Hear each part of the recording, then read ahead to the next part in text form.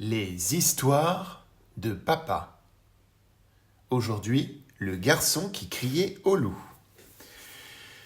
Son sac sur le dos, le garçon mena le troupeau sur le flanc de la colline en sifflotant.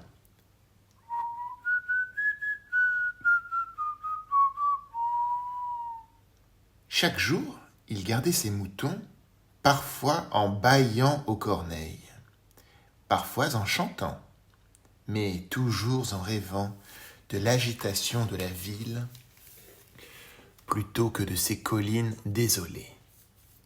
Aujourd'hui, les choses allaient changer. Il avait une idée géniale. Il ne s'ennuierait plus. Cette fois-ci, il allait s'amuser. Le garçon attendit d'atteindre le sommet de la colline, puis il se hissa sur un gros rocher au-dessus de ses moutons. Il ouvrit alors la bouche pour crier le plus fort possible. « Au loup! Au secours! Il y a un loup sur la colline !» Puis il tira sa corne de son sac et souffla dedans.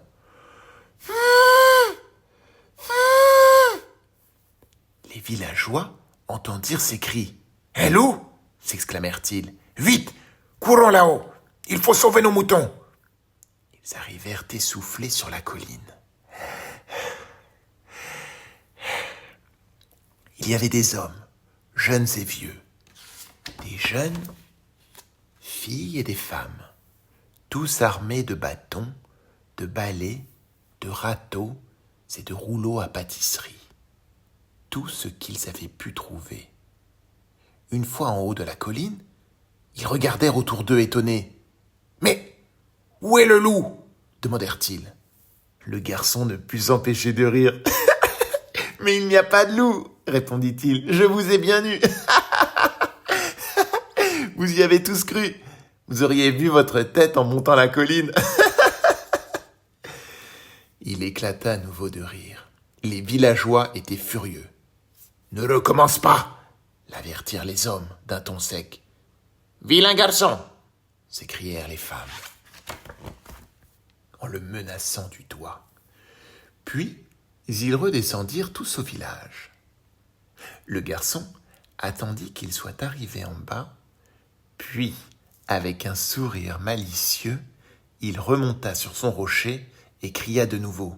« Au secours ! Au loup ! Il y a vraiment un loup cette fois ! Venez !» Il souffla encore plus fort dans sa corne. Les villageois entendirent l'urgence dans sa voix. « On dirait qu'il y a vraiment un loup cette fois !» se dirent-ils. Ils remontèrent la colline en courant et arrivèrent au sommet tout essoufflés. Le garçon se mit à rire jusqu'à ce que des larmes coulent le long de ses joues. «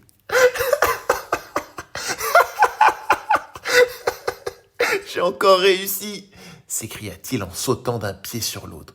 « Je vous ai bien eu !»« Nous ne te croirons pas une troisième fois !»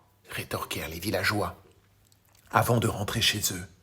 Mais le garçon était trop occupé à se féliciter pour les écouter.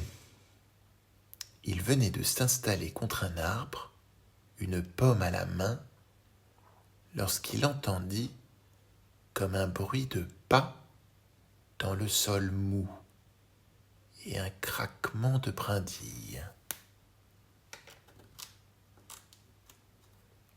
En levant les yeux, il vit un énorme loup noir sortir d'un buisson.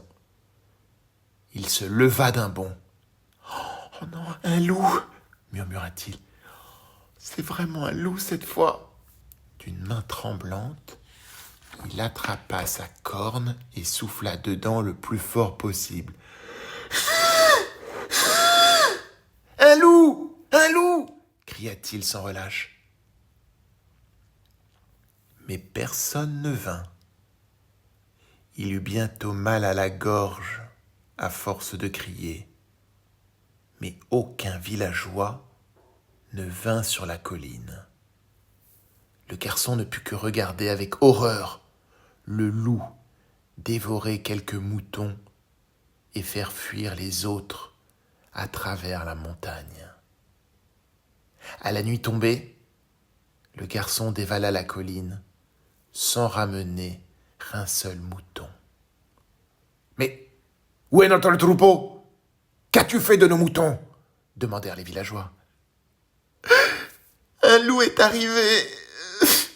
sanglota le garçon. « Mais je vous ai appelé.